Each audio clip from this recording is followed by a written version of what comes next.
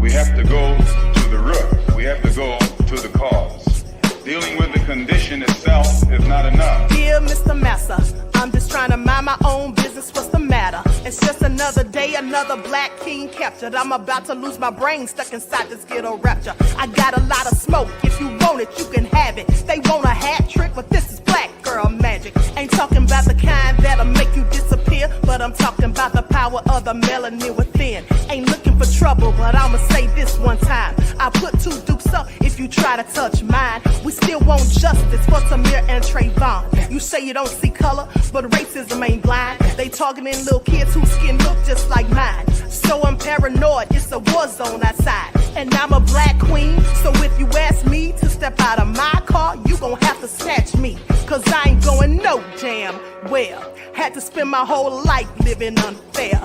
Ancestors got my back and they right here. You can never understand, it's a nightmare. Living in my black shoes by the black rules. You can keep your handshake, I don't dap coons. The white man that go nuts if he can't shoot. But you all on his side like a damn fool. Make it make sense. We are oppressed. Queen. We are exploited. We are downtrodden. Make it make Queen. sense. We are denied not only civil rights, but even human rights. Ahmadiyyah. So the only way we're going to get some of this Ahmadiyyah. oppression and exploitation Queen. away from us or aside from us is come together Queen. against the common enemy. Who taught you to hate the texture of your Ahmadiyyah. hair?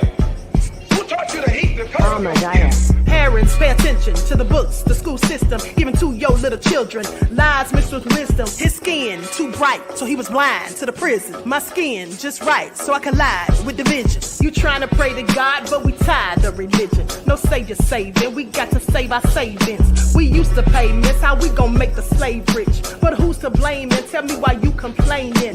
We need a team effort just to rule the nation. Like a bad relationship, missing communication. We missing moderation. They're trying to get a poison to my population.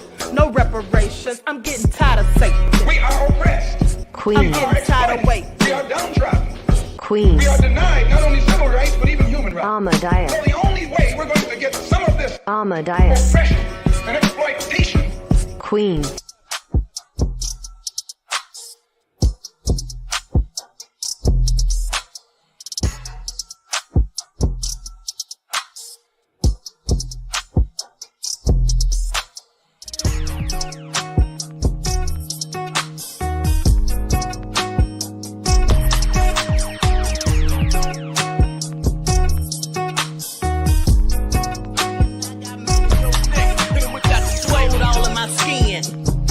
In my blood, kings all in my circle. You touch one of mine and you're done. They show no love for the queen. Why you hating on me? Is it cause I'm free and I got Malcolm X in my jeans? I got dreams like King Luther, shed blood like Kunsa. You ain't helping my people, I ain't got nothing to say to ya. I want all the smoke like hookah. Talking reparations, America won't be great until they give us compensation. I'm like, I'm the hottest right now. See a bunch of lames out here trying to jock on my style. They be doing too much. I'm the queen, it's too easy. It's like they all in Popeyes, how they be talking so greasy. I just sit back and laugh while these haters get mad. So nefarious how they don't want my pockets with cheddar. I tell them they can do better. These snakes in the grass can leave a bite on your ass, cause y'all be trusting too fast. I got my foot on the gas, other one on they necks. Dropping receipts on haters, you better show some respect. I'm never facing regrets, we only facing the threat. This is the sound of Gilbert. It's a cut on the gas, other one on they necks. Dropping receipts on haters, you better show some respect. I'm never facing regrets, we only facing the threat. Running through every challenge like a relay, break no sweat. It's a cold game, so I got that blanket with me. Now that my people awaken, ain't no going to sleep. I do not play by my piece, this time I'm playing for keeps. You talking slick, but when I see you like them ends, we gon' meet. And I got gold all in my skin, God all in my blood, kings all in my circle. You touch one of mine and you're done. They show no love for the queen, why they hating on me? Is it cause I'm free and I got Malcolm X in my jeans, and I got gold all in my skin, God all in my blood, kings all in my circle. You touch one of mine and you're done. They show no love for the queen, why they hating on me? Is it cause I'm free and I got Malcolm X to my jeans and I got...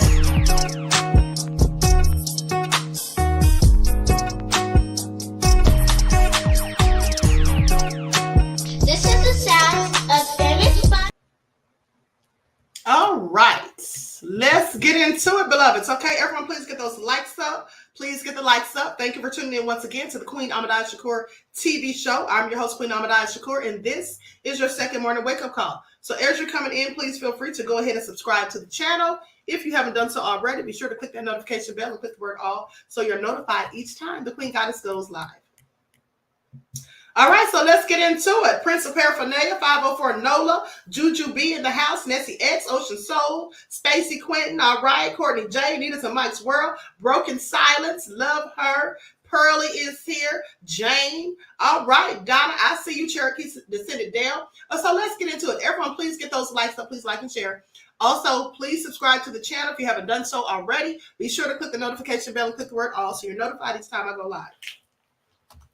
RG Tightness in the house. And for those of you who follow the spiritual channel, I'm going live on there today at 3 o'clock for everyone. Live on the spiritual channel at 3 o'clock for everyone. Hey there, Crazy Beach Aries. All hell no in the house in round 2 of shenanigans. You already know, beloved. Okay, Viva Africa is here. All right. Melanin A1 in the house. Jasmine, I see you. All right. Tange 2936 is here. G from the land. All right. Lackey Hop is in the house. Buckhorse Deceased Nefarious Self. Okay, so let's get into it, Deronda. Likes up. Let's get those likes up. So first things first. Let's talk about this woman who stabbed her boyfriend 108 times. Okay, let's talk about that. Stabbed him 108 times, and yeah, she's not getting any prison time because it was all marijuana-induced psychosis. Have you all ever heard of it? Because I haven't. Please pay attention. And here she is right here. Yes, I'm sure you could guess what race she belonged to. Now, when you saw that she clearly got off. So I'm sorry, a whole homicide, but not just a homicide, overkill. So let's talk about it. Let's talk about it. Likes up, everyone. Please like and share. Thank you in advance. Because I want y'all to hear the splaining that the judge did. California woman who stabbed lover over 100 times won't go to jail, and here's why. Now, the couple had been seeing each other for a few weeks before Bryn brutally murdered the 26-year-old accountant. And so the California woman who was convicted of stabbing her boyfriend 108 times was let go of by a judge. The court ruled that she was in a cannabis-induced psychosis and had no control over her actions when she stabbed her boyfriend. Now, you let that have been one of us, okay? Let that have been one of us, but I digress. Now, Bryn Spector, 32 years old, stabbed Chad O'Melia during a drug-induced psychosis episode in 2018. Was found guilty of involuntary manslaughter. First of all, that was premeditated capital one murder, as far as I'm concerned. By the time you stab somebody that many times, of course you already planned it. Okay? You 9 times out of 10 planned it, and even if you didn't, well, it's clearly overkill. And at what point do you decide to stop? Well, you don't until you get tired, it seems like. And at best, I would have said second degree, but involuntary manslaughter. On Tuesday, she was sentenced to 2 years probation and was ordered to perform 100 hours of community service. I just want y'all to pay attention. Say what now? I know people who've gotten a DUI where nobody was injured and got more time, worse consequences than that. 2 years probation and 100 hours of community service. Now, according to the report, Superior Court Judge David Worley ruled that Bryn Spector had no control over her actions when she entered into a psychotic episode and stabbed Chad O'Melia. According to prosecutors, the stabbing took place overnight between May 27th and 28th in 2018 at Chad O'Melia's apartment in Thousand Oaks. Prosecutors said Spector fatally stabbed O'Melia, an accountant, approximately 108 times after the couple had smoked marijuana together. She also repeatedly stabbed herself. Spector had an adverse reaction to the marijuana and suffered from what experts call cannabis-induced psychotic disorder. Okay, according to a statement by CBS News. Now, during that psychotic break or episode, Spectre stabbed Ahmadiyyah multiple times, killing him. Now, the couple had been seeing each other for a few weeks before Bryn brutally murdered him. Now, after she killed him, law enforcement found Ahmadiyyah lying in a pool of blood with Spectre still gripping the knife in her hands. She then plunged the knife into her throat when police attempted to disarm her. Ahmadiyyah was pronounced dead at the scene by paramedics who responded to the call. In the courtroom, Spectre's lawyers had argued that their client, who was an inexperienced pot smoker, became involuntarily intoxicated at the time of the killing after Ahmadiyyah had pressed her to take another bong hit after not getting high off of the first hit. Wait a minute, what? Let me read that again, because clearly I misread it. She was an inexperienced pot smoker. She became involuntarily intoxicated at the time of killing after Ahmadiyyah had pressed her to take another bong hit after not getting high off the first hit. So she didn't get high off the first one, so she took another one because she was pressured to do so. And then that put her into a psychotic state. Okay. He just gave everyone in the state of California who smokes marijuana a license to kill someone. This is what Sean Ahmadiyyah, the victim's father, said. However, Spectre's lawyer, Bob Schwartz, said he was pleased with the ruling. Judge Worley did the right thing and courageous thing, according to her attorney. Now, I'm sorry, what do you all have to say about this? What do you all have to say about this? And let's look at her face again, because this is what privilege looks like. Please pay attention. This is what privilege looks like. There has been times when people who are of my skin tone have committed crimes where they absolutely suffer from some form of psychosis, some form of mental illness, and they still went to prison.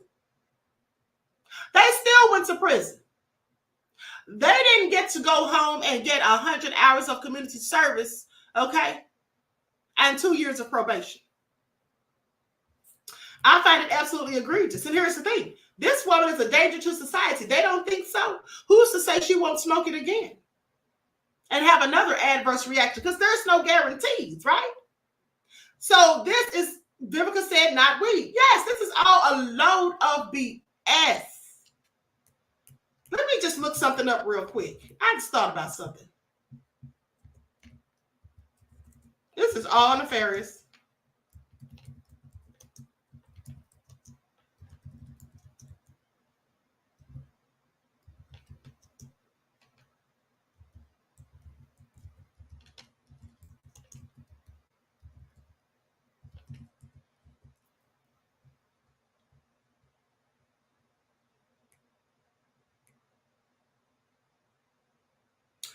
So I'm looking to see how often it is that someone will have a psychotic episode from having marijuana in their system.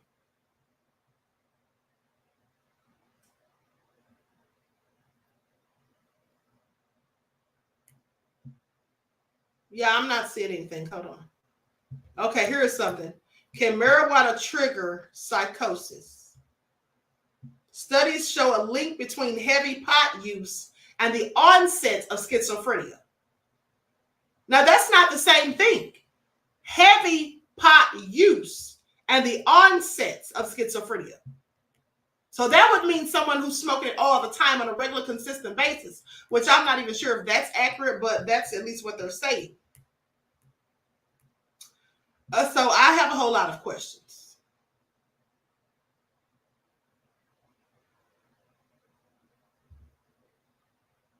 Yeah, I don't see anything about what they're trying to say other than what I just read to you. Taken together, acute self-limiting psychotic symptoms in the context of cannabis use may occur in about 1 in 200 PWUC's lifetime. Some individuals could be particularly sensitive to the adverse psychological effects of cannabis, such as young individuals or those with pre-existing mental health vulnerabilities. So did she already have mental health issues?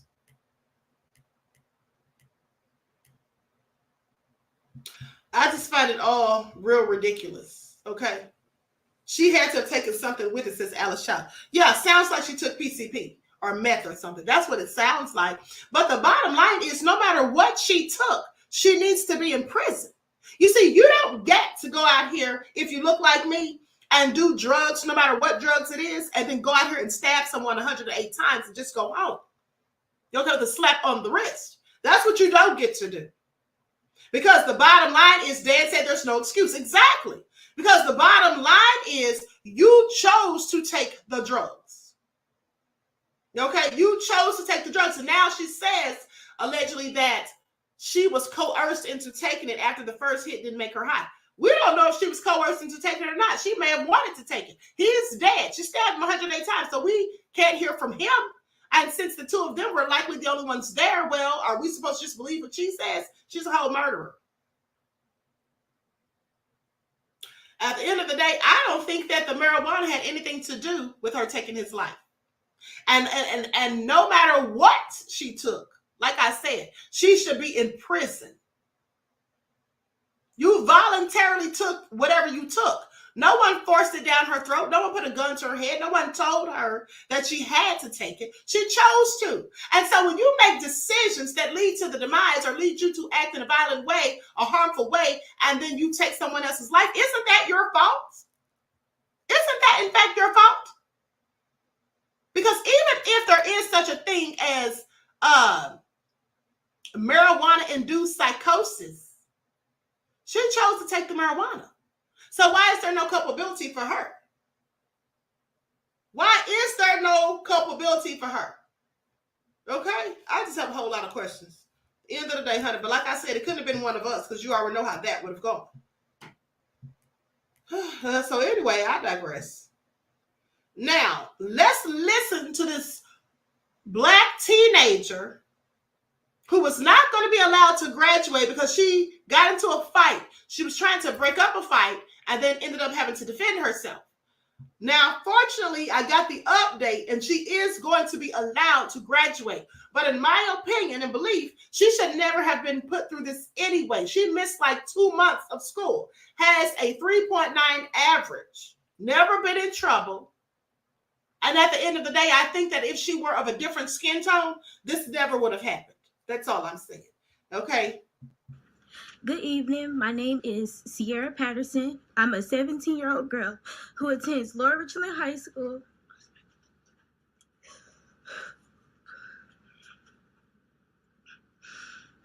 I'm a senior this year. I have 25.5 credits with a 3.9 unweighted GPA. I'm also an IB and honor student. I have done cheer for Lower Richland since I was 13 years old. On varsity every year. I'm enlisted in the SC National Guard with the MOS of 31 Bravo, which is a military police officer. And I will be attending basic training in AIT this summer after graduation. Then in spring 2025, I will be attending Winston-Salem University, majoring in criminal justice and a minor in forensic psychology to become a homicide detective. I have already been accepted into Winston-Salem as well. While attending Lower Richland High School, I haven't had any referrals nor disciplinary actions. On January 22nd, as I was trying to break up an altercation due to no admin nor security being present, I was then attacked by a girl and we began to have a physical altercation. Then I was attacked by her friend as well, which I have video evidence of. This caused me to be referred to the hearing board and then to Olympia Learning Center because of the violation of Level 3, 3.17 major disruption of the education environment. At Olympia, they only have 2 out of my 7 classes, which are personal finance and economics. I then put in an appeal and waited 3 weeks, and then to where I went to my appeal, and I was sent to serve at Homebound Services last week when I got this information. But they didn't have my classes on Edgenuity, so then they contacted my base school, which is Lower Richland, and they said they would try to get my classes online through Schoology. And I was informed of that information today.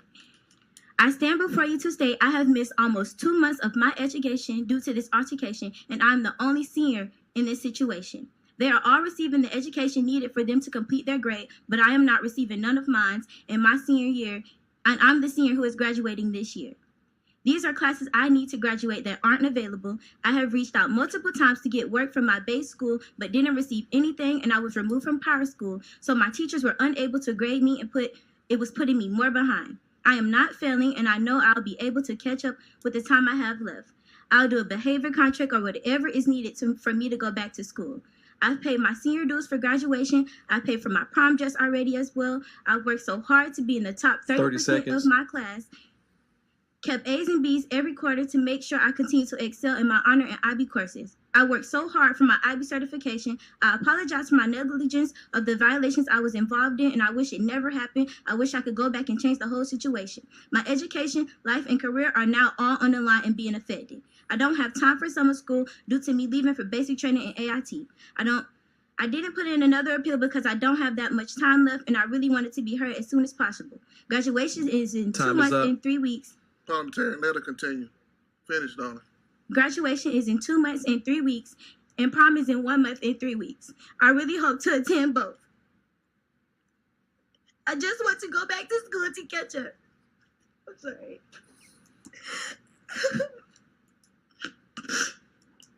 I just want to go back to school to catch up back in my classes, which I know I am capable of doing, and walk at my graduation that I have worked so very hard for. Oh, God bless your hearts for what may happen next. Thank you for your time, and thank you for listening to me. Again, God bless you all.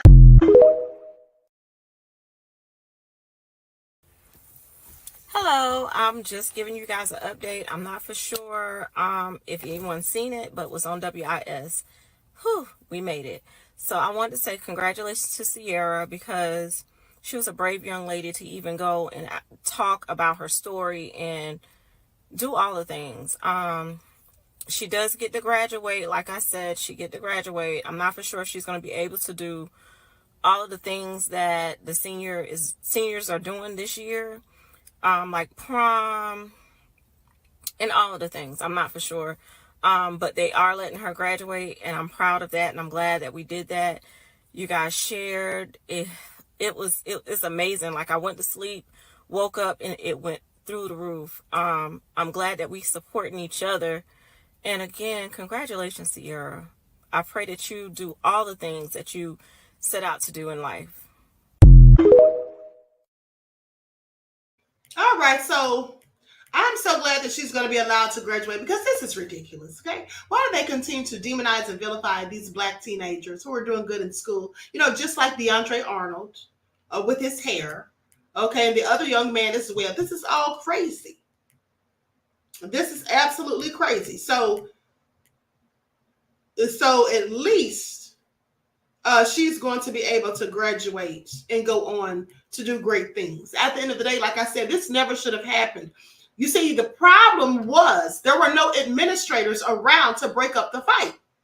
And so she took it upon herself to try to de-escalate the situation. In the midst of it, she was attacked.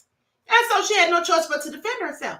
How is she the culprit? How is she in the wrong? Where were the teachers and staff who are supposed to take care of them? Where were the security guards? Where were any of these people? Okay, so I feel like she should have been commended, not demonized. At the end of the day, it's also nefarious. So anyway, shout out to that young lady for doing so well in school, having a 3.9 and doing her due diligence, and blessings to her, continued success. Okay, now let's talk about Trump, because y'all know Trump is crazy, right? I mean, y'all got to know at this point. And so Trump said if he doesn't win, it's going to be a bloodbath. Please pay attention. Defensive after his fiery rhetoric at a rally in Dayton, Ohio on Saturday night. Trump warning while discussing the economy that there would be a, quote, bloodbath if he is not reelected in November. This after the former president kicked off the event by paying tribute to those who attacked the U.S. Capitol on January 6th. President Biden's campaign swiftly denouncing those comments as threats of political violence. But even Republicans like former Vice President Mike Pence, who says he will not endorse Trump, are defending his bloodbath comment, saying he was referring to imports hurting the automobile industry. ABC's Mary Alice Parks leading us off tonight from Washington. Tonight, Republicans forced to defend former President Donald Trump's controversial comment while discussing economic tariffs that there would be a bloodbath. Okay, I'm sorry. I had to stop it right there. It had music playing in the background, which I didn't even notice when I was pulling it up. So with that all been said, listen. Y'all know Trump is crazy. Now, he said all that stuff Talk about it's going to be a bloodbath, knowing good and darn well he said something reckless, which was the result of which resulted in the Capitol insurrection. Okay. Now, if he gets in office, it's no doubt that he is absolutely unequivocally going to free those people that got consequences for their nefarious actions. Okay? And he knows what he's doing. When he said it's going to be a bloodbath, he was sending out a dog whistle yet again. So has he learned anything? No, clearly not. Okay, and then for him to come back and try to act like he was talking about economics, please sit down somewhere, Trump. Okay, please sit down somewhere. But here's what they had to say about it. Reaction to Trump's speech when it's a bloodbath, not a bloodbath. Okay, here's what they say. Representative Mike Turner said Sunday that it was clear that former President Donald Trump's reference to a bloodbath should he lose the November election pertaining to the auto industry, not to a surge of political violence. Okay, yeah, miss me with it. Okay. At a rally in Ohio on Sunday, Trump said, now, if I don't get elected, it's going to be a bloodbath. That's going to be the least of it. It's going to be a bloodbath for the country. Now, does that sound anything like he's talking about the automobile industry, economics? Now, in introducing discussion of the remark, ABC host Martha Raddatz said that it came in the section of the speech where Trump was discussing the auto industry, though she did not say it was definitely connected to that. Turner, an Ohio Republican who represents the community that Trump spoke in, said on ABC's This Week, says, I want to congratulate you, Martha, that you correctly identified that the president's statements concerning the bloodbath were about the auto industry. Who believes this? Turner acknowledged that he was not at the rally, though he said he read the transcript of the speech. Now, Senator Mike Rounds also accepted the interpretation of Trump's bloodbath as pertaining to the American auto industry.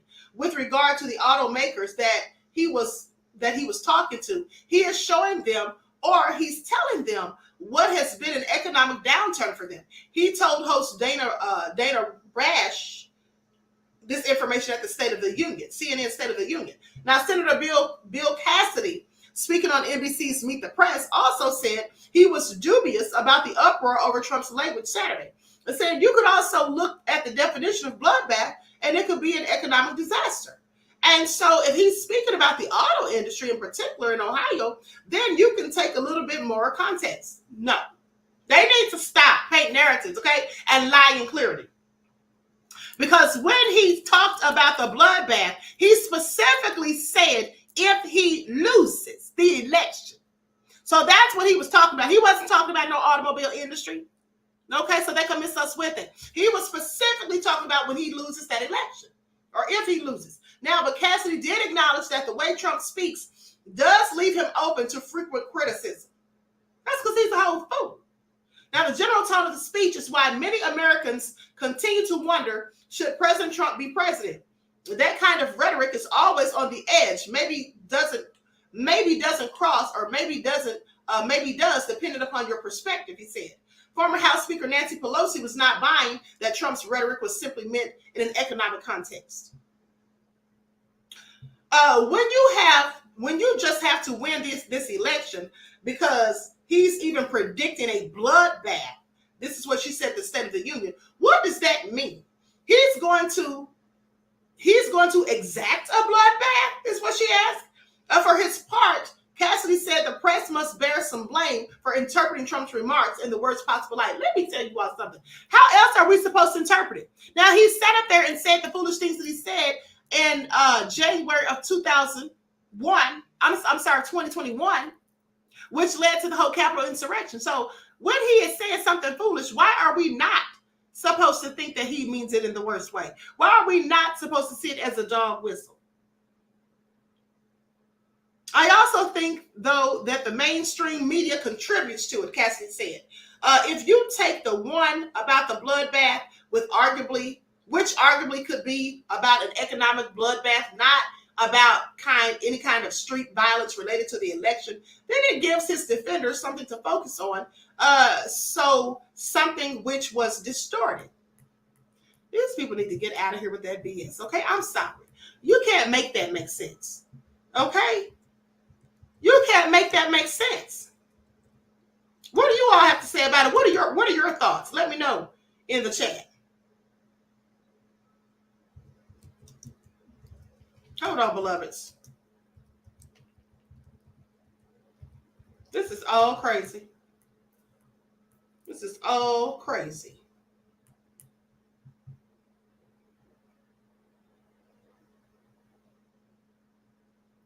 He does. How does that measure up to when we were introduced? When we introduced the phrase "fake news"? Fake news. I need to hear his comments prior, said Root Trackers. Ocean Soul said, "Get your white chairs."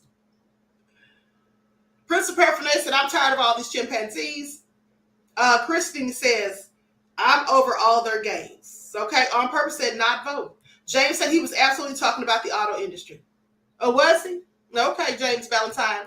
At the end of the day, I disagree. And here's the thing. Even if he was, okay, even if he was, that was a poor choice of words.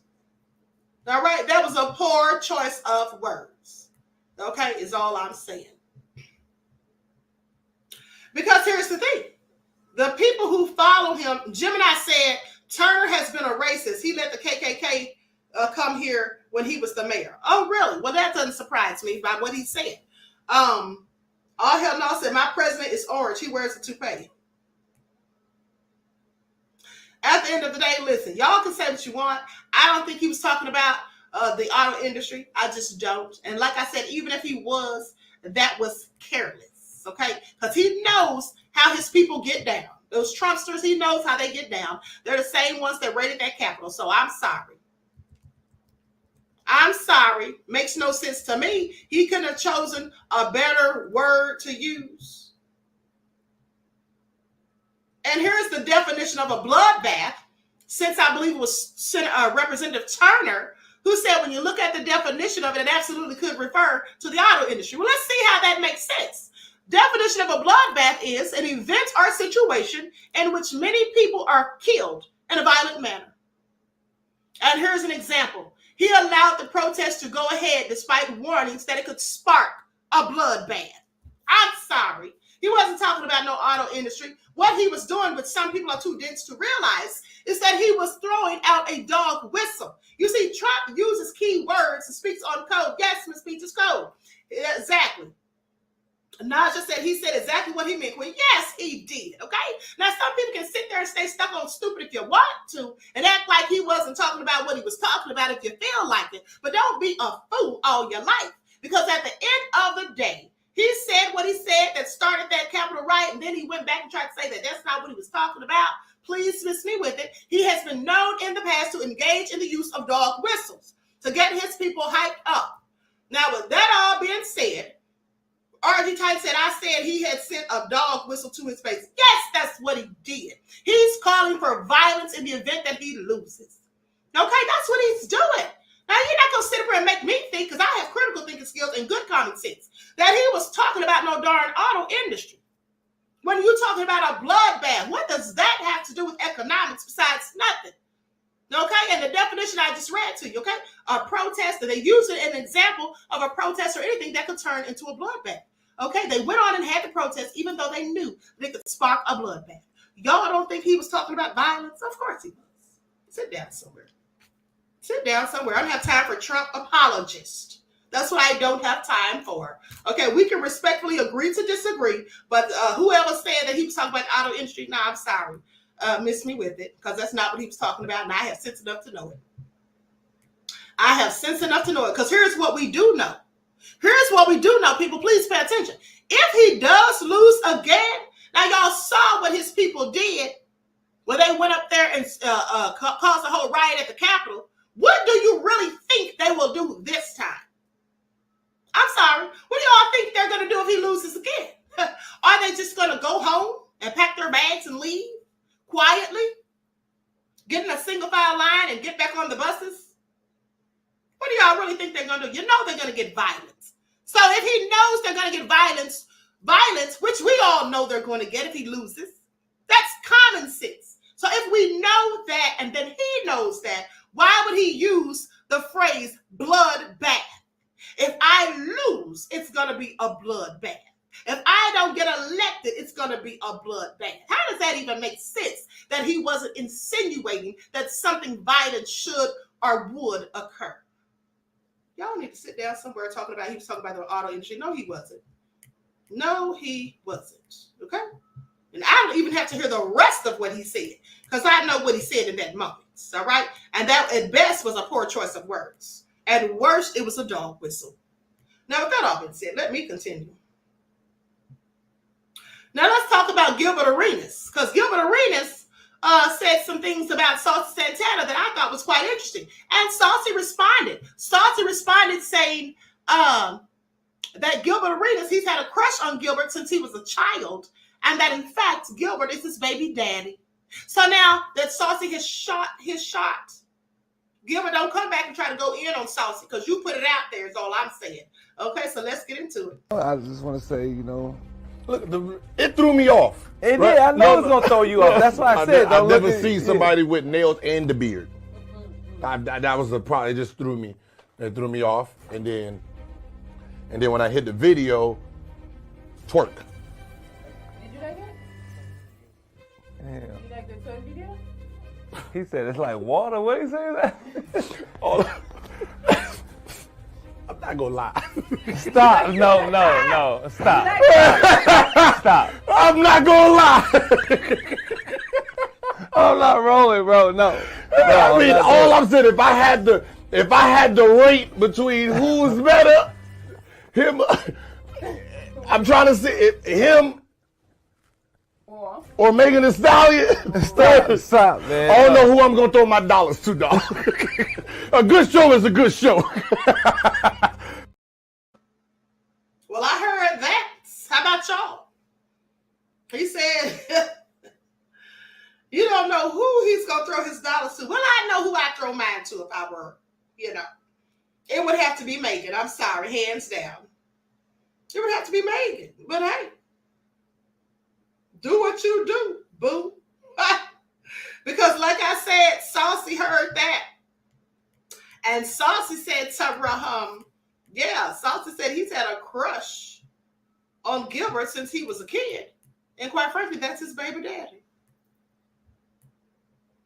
I find it all so interesting. Black and Silver said entertaining foolishness. On purpose, had a lot going on. Hey, Edward, beloved, this is all nefarious.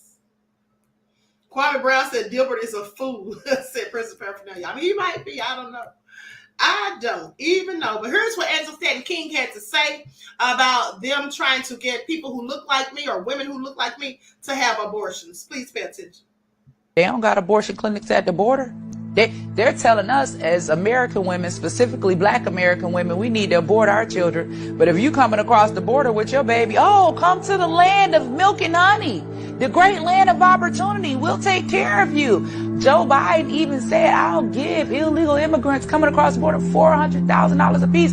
Can you imagine if they were to go to that Black single mother living in the hood, not even $400,000, offer $4,000, because I know some Black women that can make something jump with $4,000. Offer her. Okay, so what do y'all think about that? This is what they're doing. I want you to pay attention to how the people that come here illegally are getting all these benefits. That people who've been living here and who are clearly struggling. And let's not forget we have a whole homeless crisis issue. And this is what they're doing. Yeah, she's speaking facts, Courtney J. So they want to put these Planned Parenthood centers in our neighborhoods. But at the end of the day, they're giving these people thousands of dollars to come here and just give them all sorts of benefits that people here absolutely cannot get. Specifically people who look like me. I find it also egregious at the end of the day. And I'm going to tell you like this. It really doesn't even matter who wins the election because we're doomed either way. Okay? Trump is a bad decision and so is Joe Biden. It's just downhill from here, as far as I'm concerned. It's just downhill from here. Now, I wanted to show you all this video. I don't know what happened to it. I had this video I wanted to show you all where this fool got under this man's truck. This Karen, she got under this man's truck. He's trying to make a delivery, and she literally laid down and got under his truck. I might have to report on that later on an upload because I don't even remember where I put that video. But anyway, right, Lady Sick Metrons. I hope I said that right. Yes, we are doomed. Okay, we absolutely are. Sabrina says, "Say what you want about DeSantis. He is protecting Florida from this foolishness." Okay, RG Titan said, "And yet they worried about TikTok."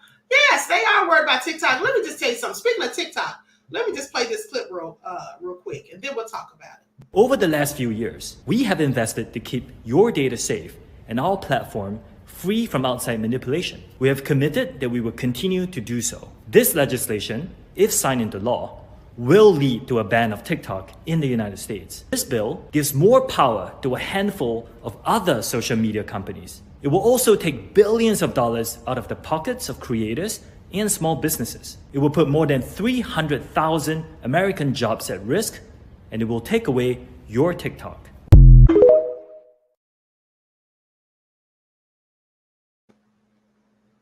Okay, so here's the thing. You know, they want to get rid of TikTok, and I absolutely am not here for it.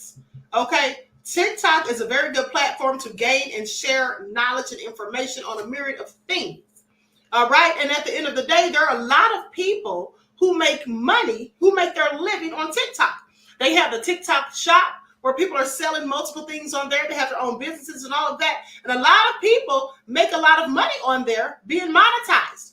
There were some people who showed their receipts and showed that they are making like $9,000 a week in some cases. Okay, so at the end of the day, I think it's just a whole load of BS. And my thing is, it's people like Mark Zuckerberg. Okay, I'd like to call him something else, but Mark Zuckerberg is one of the main people who want TikTok going. You see, he doesn't like competition, in my opinion. And let's not forget what he did with MySpace when Facebook came out. So at the end of the day, you know, he's trying to, in my opinion, eliminate the competition. Okay, that's what it is. And this is going to give much more power to the president. Like I told you all last week, the president, because I showed you all the bill and what it all says. It's basically saying that the president can be in control of apps on your phone. It's basically saying that they can give you, you know, they can decide what information you're able to watch. They can decide what type of information you're able to watch and what you're able to post. Okay? It's all about control. At the end of the day, it's censorship at its finest, and it is in violation of our constitutional rights, in my opinion. Because first of all, who is the government to tell me what I cannot watch? Okay? What type of app I cannot install, can or cannot install on my phone? That's a whole load of BS. And let's not forget, they talk about security. They talk about security measures and all of this. But here's the thing. If they were truly so concerned about security and felt like TikTok is a threat, why didn't they feel that same way and have that same energy and smoke when Facebook had a data breach? One of the biggest data breaches. Facebook had it. They didn't have a problem with that. They didn't feel like Facebook was problematic. No, they didn't. Okay? They didn't.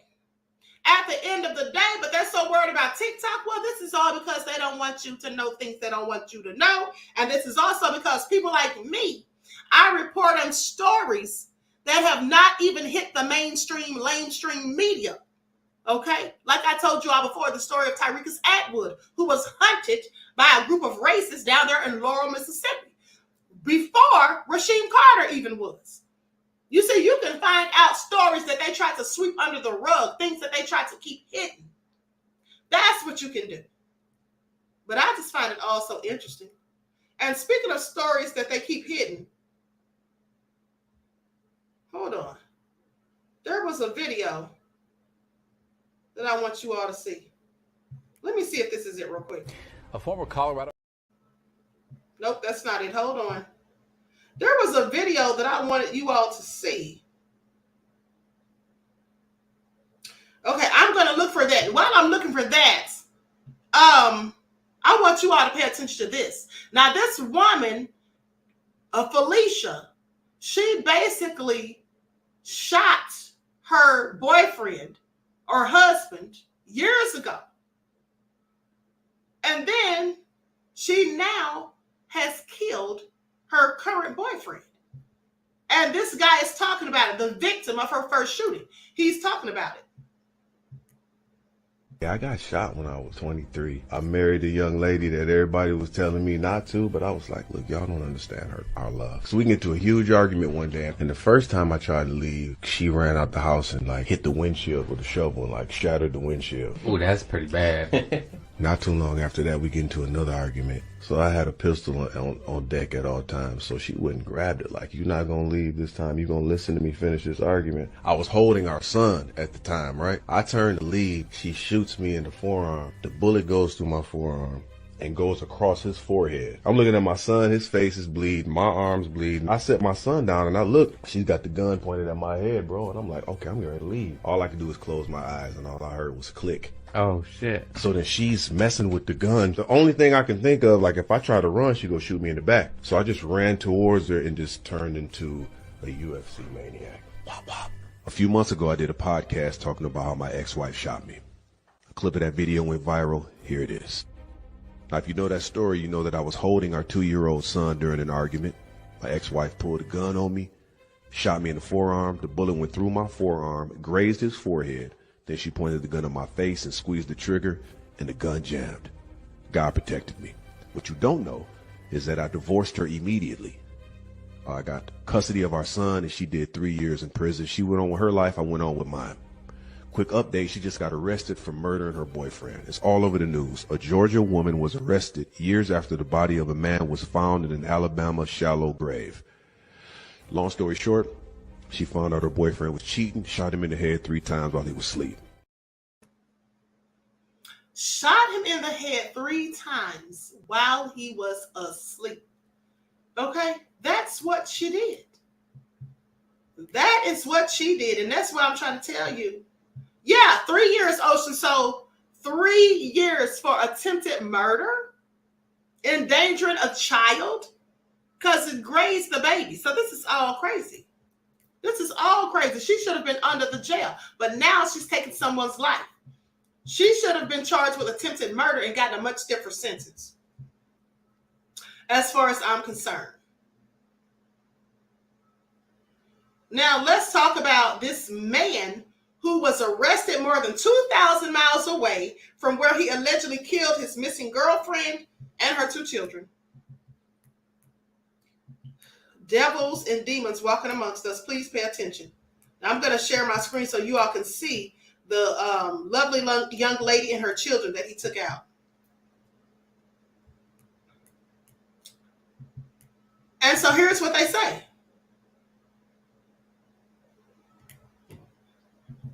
Okay, here's what they say. Man arrested more than 2,000 miles away. Hold on, beloveds. Let me stop for just a second. Let me stop just a second. My video is ready for me to upload. Okay, here we go. Let me get that started while I'm working on this story. Okay, and so now here's what they say happened. This is also sad. Now, he not only didn't mean to do that. This is also sad because he not only took out this woman, but the children as well. And here's what they say. Police in California near the U.S. border with Mexico arrested a man accused of killing his girlfriend and her 2 children, ages 4 and 7 months. Okay, this was in North Carolina. They were missing for more than a week. Benjamin Joseph Taylor, age 35, is charged with 3 counts of murder and 1 count of concealment of a death. He is accused of killing 22-year-old Markayla Johnson, 4-year-old Miracle Johnson, and 7-month-old Messiah Johnson. Johnson and her 2 children were reported missing March the 8th when she stopped communicating with family. They were last seen in the area of the 400 block of Orchard Trace Lane in Charlotte. Officers were searching the area around 1:45 p.m. And then Friday, they discovered the 3 bodies in an apartment. Investigators identified them as Johnson, Miracle, and Messiah. Now, the police chief, Johnny Jennings, said in a press conference on Saturday that this is difficult for me as a police chief. Nothing is worse than homicide of small children and family members that we are seeing and talking about here today. We're doing everything that we can to make sure that we bring closure for the family and also bring justice to the person responsible for these murders. Now, Jennings did not identify Taylor as a suspect during Saturday's press conference, but said police had identified him as a person of interest. Jennings said they believe that Taylor may be in the Carolinas, but were conducting a nationwide search. Taylor and Johnson were in a relationship, but Taylor was not the father of either of the children. Jennings did not release the cause of death or give a motive for the slayings. Now, one of the reporters asked whether Taylor may have killed Johnson and then her 2 kids to eliminate witnesses. They say, well, I'm not sure about how much a 7-month-old can be a witness to. But at the same time, I don't want to speculate about the reasoning behind any of these murders. Now, it's too early to tell, and those are some of the things that he might be the only one that can answer those questions for us. It's not clear how cops tracked Taylor to California, but a press release thanked the Imperial County Sheriff's Office and the FBI field office there. Now, Taylor is in the Imperial County Jail, or in the Imperial County Jail, awaiting extradition back to California. The Johnson family is devastated with the loss of their family members. And Johnson's mother says, I just want to say I miss my baby. I miss my grandkids. She was a good person, and everybody knows Kayla would do anything for you. She didn't deserve this. She did not deserve this. She was such a loving person. Everybody knew that. All very sad. All very sad at the end of the day. Like I said, some people are absolutely demons and devils walking around here. And so this is another nefarious story where this man, he said, I'm going to kill you, bitch. Cat-owning man who kept accumulating felines shot host after she wanted to move them outside. Now, he didn't kill this woman over cats. I just want y'all to pay attention. Let me put his picture up on the screen. Like, up, everyone, please like and share. This is all nefarious.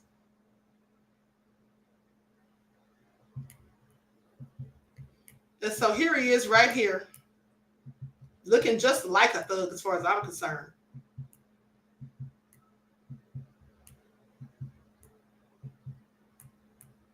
That's him. That's the culprit. So here's what happened. A cat-owning man shot his host multiple times after she complained about his ever-growing cadre of cats, according to the deputies in Lee County, Florida. They say Glenn William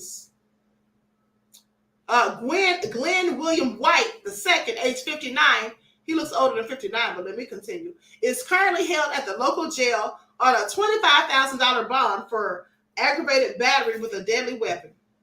Deputies responded Friday, March the 8th to the home, and they found the woman identified as Autumn Armour in a report from Fort Myers NBC affiliate WBBH. She was suffering from multiple gunshot wounds. They also described finding White.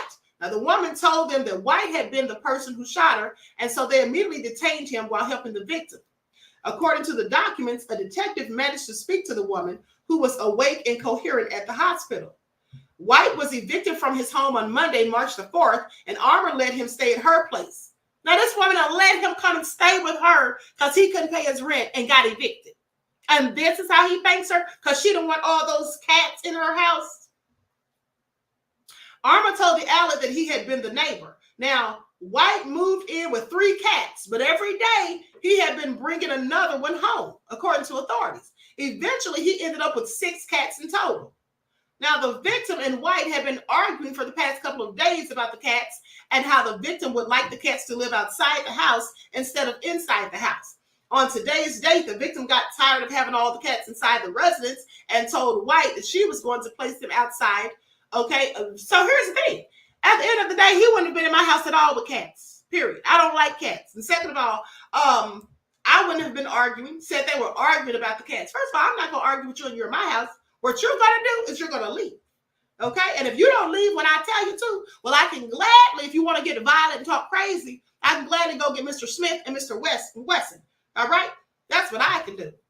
Now, Armour told WBBH that White was hiding the cats in the guest bedroom.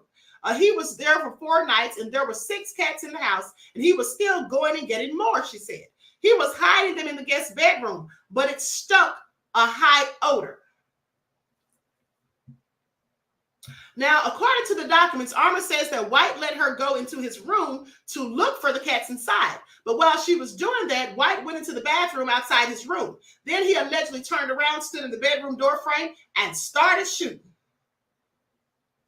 I am going to kill you, bitch. This is what he allegedly told her, okay, when she pleaded for him to stop firing. After striking her multiple times, he pointed the gun at her head and said, I'm going to kill you. White only stopped shooting because he ran out of bullets. The victim then begged him to call 911 and to allow her to call 911. Now, she tried to call 911, but White slapped her cell phone out of her hand. White then grabbed his cell phone and called 911. The victim sustained 10 defects all over her body, 7 of those on her lower extremities, 2 to her right rib, 1 to her left middle finger. And investigators say that they found 4 40-millimeter casings in the bedroom and a black and silver Smith & Wesson SD-40 firearm. The sheriff's office redacted what White allegedly told them post Miranda because he hadn't been read his rights yet. Now, Armour reportedly, first of all, I'm sorry, I wouldn't have redacted because you have a right to remain silent. If he didn't, well, I would absolutely be using what he said, but I digress. Armour reportedly cited the eviction as a contributing factor in the shooting, saying, I feel like this played a big part in him snapping because he lived there for over 40 years, she said. I don't feel like that the gun was meant for me. I think he purchased that gun for the people who took his house. The lady who took the house, I just happened to be the one that he snapped on. She said that he should be charged. There was no doubt in her mind that she would be dead if he had more bullets. Well, that's true. So a hearing is scheduled for April the 8th. What do y'all have to say about that? What do you all have to say about that? Tawana said, how does she know that fool? Well, clearly they were friends, beloved, and then she let him come and stay there. Like I said, honey, he wouldn't have been staying with me with cats, period. 1, let alone 6. And then he's sneaking them in, and she could smell the stench from under the door. Okay? All crazy. The Crazy Beach Air said, I'd get him up out of there too if I were her. Well, you see how that turned out when she tried to. But anyway, let's listen to this story that this man told on a live. I thought it was very interesting. Lights up, everyone, please like and share. Thank you in advance. Okay, quick story that has me literally shaking right now. So for context, I drive trucks, and I stop at this Denny's to grab a coffee because I'm addicted to caffeine. I went in there to get my coffee to go, and then I walked to the bathroom, but as I'm walking to the bathroom, it's this old guy sitting to the left with about 12 people that's celebrating his 89th birthday. I got a call from my dispatcher, and he was like, yo, you can chill, no rush, they're not ready for the freight, so you can relax a little bit. Sat down, ordered some food, so now I'm sitting like across from the guy that's celebrating his birthday. Time goes by, I'm down there at the end of my meal, and everybody that basically came to celebrate with him had left, so now it's just him and his wife. So as I get up to go wash my hands, I see him and I give him a smile. I'm like, happy birthday, young man, 89. That's a lot of memory to have. Here's the thing, I don't even know why I said that. He could have had Alzheimer's. I'm not even sure what I meant by that. But that's what I said, and he said, well, thank you, young man. And he smiled, and he kind of just stared at me, and I just walked back there and washed my fucking hands. So I come back, and his wife is gone. She's talking to some other lady that goes to the same church they do, and he sees me, he says, come here, come here, come here. And I said, yes? And he said, there are way too many things that I wish I could forget. And I said, yeah, man, you make it to damn near 100 years old. I'm pretty sure you got a handful of regrets. And he looked at me with the most serious look ever and said, you have no idea. Well, now I'm curious. Do tell. He said, you know, I used to be a firefighter through the 60s and 70s. I said, that's what's up. That's a very commendable job. And he said, yeah, it should be. He said the 60s and 70s was a different time in every way possible. You know that, right? And I'm just like, yeah, no shit. He said, back in those times, I was a way different man, and who knew that we'd get to the point where we are in society today, and I'd be feeling the way I'm feeling about the decisions that I made back in those times. So I'm like, man, if you won't fucking tell me, bro. So right before he took a very long pause, he looked at me and said, back in those times, it was very common for firefighters that looked like me to leave people that looked like you in burning houses and buildings and horrible situations just to say they couldn't get to us. He said more times than he'd like to admit, he would hear screaming black people and children in burning buildings and houses and apartments and stores and cars, and he would literally just pretend he didn't hear it. He said his last time doing it was when he made eye contact with the baby that he deliberately went into a building to save and deliberately didn't. And he said that was the last time he did it, and he quit that year. He said the nightmare still hasn't stopped. He still hasn't forgiven himself, and therapy helps, but it's still a living nightmare to have those memories. And I guess that shit just shocked me so much because when it came to firefighters, I never thought of them like that. Like when it came to like police officers, lawyers, and judges, and everybody else, we knew they didn't give a fuck, especially police officers. We knew they didn't give a fuck about us. But I don't know why that didn't click to me that, no, it was everybody that hated us. Everybody. Everybody had a hand in deliberately making our lives worse. When I calmed down from being mad enough to want to pull the plug on his ass, I thought about it. And I was like, of course they did this. Of course they did this shit. Duh. Like, why was I even shocked? Like, of course. But it is something that I cannot think about for too long, because that visual of you fake going to save somebody and not saving them because of the color of their skin and the entire 911 understanding because, oh yeah, you couldn't get Jamal, oh well, just another one gone. Like that shit, I don't know.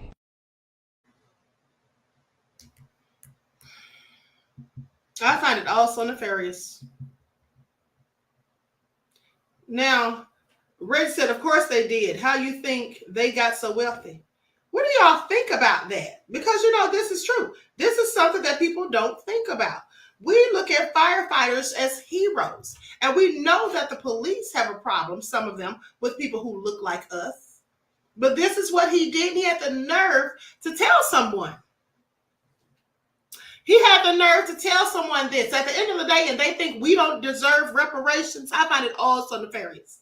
Okay, I'm so sorry, but if he'd have told me that story, I probably would have put pause on him. I don't care how old you were. I probably would have had to put pause on him. Okay, because no matter how long ago it was, you knew what you were doing, and you did it anyway. No one put a gun to his head. He could have walked off of the job. And then he had the nerve to say he left a baby? A baby? Yeah, I would have had to put pause on him.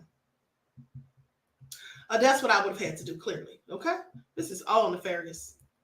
All nefarious. We're about to be up out of here, beloveds, but hold on. I want you all to see this last video. This was just posted about 30-something minutes ago.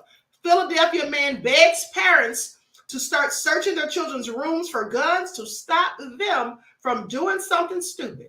How many times have I told you all? Okay, how many times have I told you all about this kind of stuff? Let me share my screen. Black and Silver said, well, the paramedics too look at Elijah McClain. Exactly. Honey, you can't trust anyone, okay, at the end of the day. You can't trust anyone. I'm sorry, it's all sad and nefarious. But this is the life we live. When you're someone of my skin tone, please pay attention. But like I said, they think we don't deserve reparations after all the hell our ancestors went through, and we're still catching hell today. They can miss me with it. That's not going to happen anymore. Not the city of Philadelphia. You're going to get prosecuted, and it's going to be a felony. It ain't going to be a misdemeanor. Can you say something to the youth, please, about all this that's going on? Well, all I have to say to the youth is put down the guns. Because if you come here with a gun, the chances are you're not going to make it home. I hate to say it like that, but we have to keep it real. This is Philadelphia. I've never seen it like this before, where young people shoot up a bus depot station 40 rounds and shoot innocent people. Something must be done. I say this to the parents. Go in your children's room, tear it apart, and find that gun. Because when they kill somebody, that's on you. You can't say, well, my child ain't. You know what your children are doing. It is your job. That's your house. You own it. You are the commander and that chief in that house. Go to your children's house, your room, and look for these weapons. Stop it before it's too late. Either you bury your child or you going up to prison every month visiting your child. And we steal and think they're gonna get a walk, a suitcase walk. That's not gonna happen anymore. Not in the city.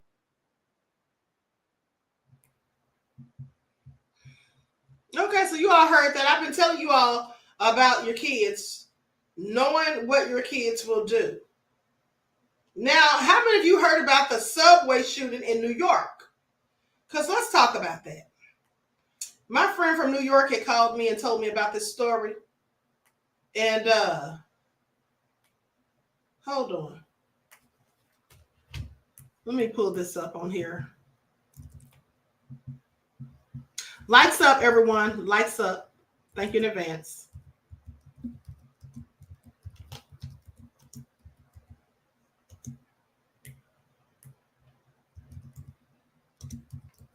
Now, they say the person that did the shooting is not going to be facing any charges. So let's talk about it. NYC subway shooting witness says terrifying ordeal. Hold on, let me make sure this is the same. No, hold on. I think that might be another story. Okay, so here we go right here. Brooklyn DA, they say no charges filed after New York City subway rider shot as passengers took cover and screamed. There were babies on board.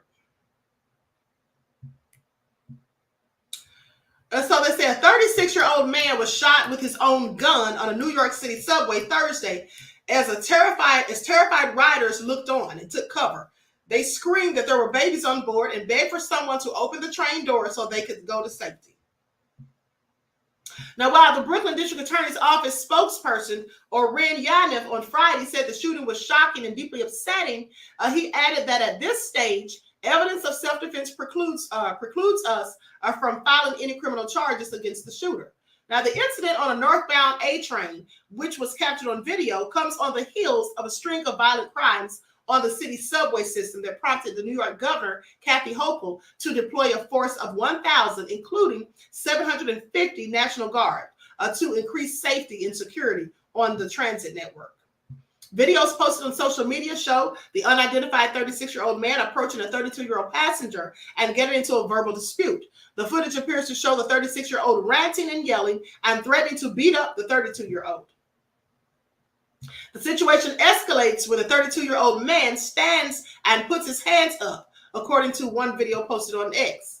One passenger is heard saying, "There are babies on here." Several riders get up and move out of the way, according to the video. Now, the two men get into a physical fight, and during the altercation, a woman is seen appearing to stab the 36-year-old man repeatedly in the back. Now, at a Friday morning news conference, police said that it looked like the woman had a sharp object and cut the 36-year-old male with that sharp object. Video shows that the 36-year-old man was bleeding and saying, "You stabbed me." The 36-year-old then walked over to his jacket and pulls out a firearm, according to the footage. "Get down, all the way down, baby," a female rider says before screaming repeatedly, "Let me out, let me out." Now, other passengers scream for the train doors to open, and as riders flee, gunshots are heard. Michael Kemper, the NYPD's head of transit, said officers were aware of the video circulating online. At some point, the 36-year-old man lost control of the gun and was shot by the 32-year-old multiple times as the train pulled into the Schmiemerhorn station. I know I didn't say that right. Eyewitnesses recorded video showing a man on a stretcher being lifted into an ambulance inside or outside the station. Now, police officers were already at the station, Kemper added, and were on the scene within seconds. The 32-year-old man was questioned by detectives, and then the investigation into the tragic incident is ongoing. This is what Yanov said Friday after announcing the Brooklyn DA's office doesn't have plans to prosecute the shooter at this time. New York City Council member Lincoln Ressler, who represents the area, said on X that this is a horrible tragedy and deeply unnerving to the millions of New Yorkers who take the subway every day. Metropolitan Transportation Authority Chair and CEO Jano Leiber said on Friday during a news conference that the police deserved praise for their swift response. Now, they say transit crime is 2% of the crime in the city of New York, but it has a huge disproportionate impact on people's sense of safety because they're in an environment where they can't move around easily, he says. Now, the shooting came more than a month after surveillance video captured a man allegedly throwing lit containers of flammable liquid at a group of people on a New York subway platform. Okay, here's the thing. This is what I find interesting. Don't they have cameras on each train car now, says Nandy? I don't know, beloved. I don't live anywhere near you in New York. But here's the thing. So they said the man who did the shooting is not going to be charged. Well, I have a problem with that. I have a problem with that. Okay? I absolutely have a problem with that. At the end of the day. Hold on. Hold on, beloveds.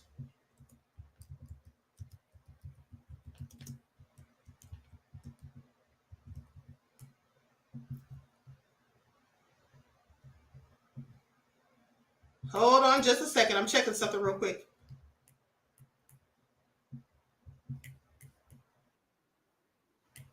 Schermerhorn. That's what I was trying to find out how to pronounce that name. Schermerhorn. Okay, Schermerhorn. Now, with that all being said, here's the thing. Now, they said that the person who did the shooting is not going to be charged because they're saying it's self-defense. But my thing is, the man who initially pulled the gun, wasn't it self-defense for him if he was being stabbed in the back? If he's into a physical altercation where they're using hands, and then someone stabs him in the back, I'm sorry, what's the problem with him pulling out a weapon to defend himself? I mean, you all don't see a problem with that? Let me know in the comments. Queen, may I please have your brief, full perspective on Jane Elliott dropping the N-bomb, hard R, in some class that she recently had, and your opinion on her before she said this? Thank you. Here's my opinion. I didn't know anything about her saying the N-word, but at the end of the day, my opinion, before her saying this, well, I don't care for Jane Elliott. That's my opinion. I don't care for Jane Elliott. Okay, I didn't know she said the N-word, but that gives me more of a reason not to care for her. But I never cared for Jane Elliott, and here's why. Jane Elliott has gone around the world, telling people about racism. She's made money doing so. Well, the thing is, I don't see why anyone needs to go around teaching racist people about racism. Because racist people know all about racism, and that's why they're racist. And in fact, they created it. So I didn't see any need for her or Tim Wise, I believe that's the other man's name, to be going around telling people about racism. I'm sorry. And another thing is, I also didn't like her stance on reparations when a black man spoke to her about reparations a few years ago. And then she said, if anybody gets reparations, it should be the Native Americans first. Well, we are the Native Americans. And the ones that she's talking about who don't look like me, they do get reparations. So what's she talking about? And then here's the thing. Also, there's people that didn't even have atrocities perpetuated upon them in this country, on this land and soil, but they get reparations. So from this country. So I find it all interesting when people talk about, when it comes to reparations for people who look like me, we need to have all these talks and studies and commissions and all of these panels or other people need to get it first. So no, I don't like Jane Elliott. And I'm not surprised that she said the N-word. At the end of the day, she's probably been dying to say it, as far as I'm concerned. She probably says it all the time behind closed doors. And she probably, like I said, was dying to say it. Because this whole little thing where she was going around teaching people about racism, at the end of the day, the people who she's teaching it to 9 times out of 10, they already know all about it. Okay? They already know all about it. See, here's the thing. I want you all to pay attention because there's been a trend on TikTok. And, a Caucasian person brought this to my attention. There's been a trend on TikTok of people who don't look like me talking about racism, acting as though they're allies to people who look like me. Now, the thing of it is, they're not really allies to people who look like me. Now, I'm not saying all of them, because some of them definitely are. But there's some of them who are only doing this because they think it's trendy. It's a good way for them to monetize their channels on TikTok. And it's a good way for them to gain a massive following, specifically a following of people who look like me. They don't really care about our circumstances, our oppression. They don't care about any of that. They see it as a way to generate revenue. You see. So at the end of the day, don't forget what I keep telling you, that sugar and salt look alike. And you don't realize which one is which until you taste it. By then it's too late. So no, I'm not a fan of Jane Elliott. I used to be back in my younger days when I didn't really think as critically as I think now. And then when I started to realize that her message, really going around doing these little racial experiments and all that stuff, that's all fine and dandy, but at the end of the day, is it needed? Because none of that stuff that she's doing is going to stop people who have racism and hatred embedded within the fiber of their DNA and who have it instilled in their hearts. That's not going to change them at the end of the day. I think that she saw that as a way to make money for herself. And the reason I specifically feel that way is because if she loved us so much so that she wanted to go around globally teaching people about racism and how they shouldn't be doing black folks so bad, well, how come you have a problem with black folk getting reparations, Jane Elliott? Okay, so no, I'm not surprised that she said the N-word. In fact, I'm glad that she said it. So now anyone who was fooled by her, and by that I mean people who look like me, now maybe they'll wake up from the slumber. Okay, now maybe they'll wake up from the slumber. Prince of Paraphernalia says you can't reason with anti-black racists. No, you absolutely cannot. You absolutely cannot. So with that all being said, excuse me, I hope that answered your question, beloved. So anyway, all of this stuff going on is just real crazy. I'm about to roll up out of here. Juju said, no, exactly, Queen. I used to love her. Now you open my eyes. Thank you, beloved. I'm glad I could help. Okay. Because she's full of it. She is full of it at the end of the day. And here's the thing. That dude, Tim Wise, is that his name, Tim Wise or Tom Wise? Because I get his name mixed up with Oprah's ex-boyfriend, the one that she allegedly paid $50,000 to keep her lesbian affairs secret. That's what's in the unauthorized biography. Now, I think it's Tim Wise is his name. This man, I look at him with a whole side eye too, because he said himself a few years ago that he got onto a plane and he saw a black pilot and a black co-pilot. And the first thing that came to his mind is, are they competent? I'm sorry, when that's the first thing that comes to mind, you're racist. Okay? Because you see, when I see white folk or meet white folk that are cordial or pleasant or whatever, I don't immediately say, yeah, this is a whole racist right here. I don't immediately say that, but what I do is I sit back and observe and I listen. And that tells me all I need to know. But when you see somebody black and you automatically think they're incompetent, which is very interesting because you see, the thing is, most of the innovators, most of the inventors who created many of the things that we use today were black. So I find it interesting that he seems to think that a black pilot and co-pilot would be incompetent in any way. I find that very interesting. That's all I'm saying. So clearly racist. Okay, clearly racist. Perplexed said Bernie Sanders also. Yeah, I don't fool with Bernie Sanders. Bernie Sanders would have us to think that because he marched with Dr. King and he got arrested with black folk and all of that in the 60s during the civil rights era, that we're supposed to just think he's an ally. He's not. Because again, Bernie Sanders doesn't have a problem with his people getting reparations when their atrocities didn't even occur on this soil, but he has a problem with us getting it. He said reparations. So, well, what are reparations? I think it's divisive or divisive, as he calls it. So if you think it's so divisive, well, why didn't you have the same energy and smoke when your people got it? Bottom line is Bernie Sanders is one of those people who wants to keep his foot on our necks, who wants to keep us at the bottom of the totem pole, who wants to keep power over us, doesn't want us to be financially strapped, just wants to give us enough to get by and not be able to thrive. And they'll give us a few people like Oprah and Jay-Z, people that are billionaires that look like us. They'll give us a few of those just to make us feel like, hey, you can do it. But in the meantime, every time you try to do it, they're putting stumbling blocks and obstacles in your way. Okay, let's not forget about the black couple in Houston, Texas, who owns that restaurant that's very popular. People travel for miles to see it, fly in town just to go there, called the Turkey Leg Hut. How the people who don't look like us made a whole effort to shut them down, told lies, paid people who look like us, but they are raccoons, to lie also, got together, put their money together to get an attorney and all of that, trying to take those people out. And also don't forget the black man in New York who's now deceased, the Jamaican immigrant who opened the Golden Crust, who had the #1 Jamaican restaurants in New York, turned up dead. They said that it was self-inflicted, but he was shot twice. Now, that's what they said in the initial reports. They later came back and said it was once, but they said it was twice. So I'm going to go with what they said in the first place.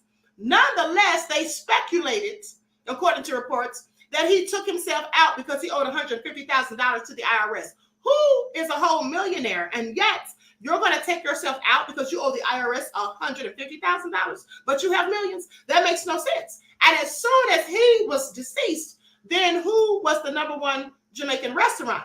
People who don't look like us, whose last name is Levi. And we all know a group of people that name belongs to. So please pay attention. At the end of the day, yeah, it's the same old soup, just warmed over. Many things have not changed, nor shall they ever, unless we make them change. Okay? But, you know, most black folk don't want to stick together. Most black folk don't want to support other black folks, don't want to support black-owned businesses, and just stay at each other's throats like crabs in a barrel. And then we have all these raccoons who definitely don't want to help us and work with us. So, you know, there's that. There's that. So, with that all being said, I hope you all enjoyed this broadcast. Please like and share, subscribe to the channel if you haven't done so already. Be sure to click the notification bell and click the word all so you're notified each time the Queen Goddess goes live. All right. And also, please double check to make sure you're still subscribed, because you know how people mysteriously become unsubscribed. Also, don't forget to subscribe to the main channel if you have not done so, and also to the spiritual channel. And don't forget that I have memberships on the spiritual channel for $2.99 starting off, all the way up to $49.99. And with each membership, you get different perks. With that all being said, I hope to see you all on the spiritual channel for your 3 o'clock broadcast. All right, until next time, beloveds, each one teach one. That's how we grow and thrive. Do something productive, constructive, but never destructive. And always remember to keep the Most High first in your lives. Peace.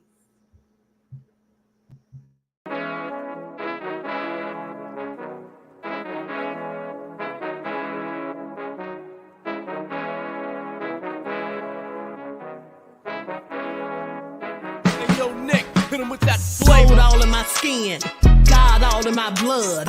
Kings all in my circle, you touch one of mine and you're done. They show no love for the queen, why you hating on me? Is it cause I'm free and I got Malcolm X in my jeans? I got dreams like King Luther, shed blood like Kunta. You ain't helping my people, I ain't got nothing to say to ya. I want all the smoke like hookah. Talking reparations, America won't be great until they give us compensation. I'm like, I'm the hottest right now. That's See right. A bunch of lames out here trying to jock on my style. They be doing too much. I'm the queen, it's too easy. It's like they all at Popeyes, how they be talking so greasy. I just sit back and laugh while these haters get madder. So nefarious how they don't want my pockets with cheddar. I tell them they can do better. These snakes in the grass can leave a bite on your ass, cause y'all be trusting too fast. I got my foot on the gas, other one on they necks. Dropping receipts on haters, you better show some respect. I'm never facing regrets, we only facing the threats. Running through every challenge like a relay, break no sweat. It's a cold game, so I got that blanket with me. Now that my people awaken, ain't no going to sleep. I do not play by my piece, this time I'm playing for keeps. You talking slick, but when I see you like them ends, we gon' meet. And I got gold all in my skin, God all in my blood. Kings all in my circle, you touch one of mine and you done. They show no love for the queen, why they hating on me? Is it cause I'm free and I got Malcolm X in my jeans and I got gold all in my skin, God all in my blood. Kings all in my circle, you touch one of mine and you done. They show no love dollar for the queen. Why they hating on me? Is it cause I'm free and I got Malcolm X in my jeans and I got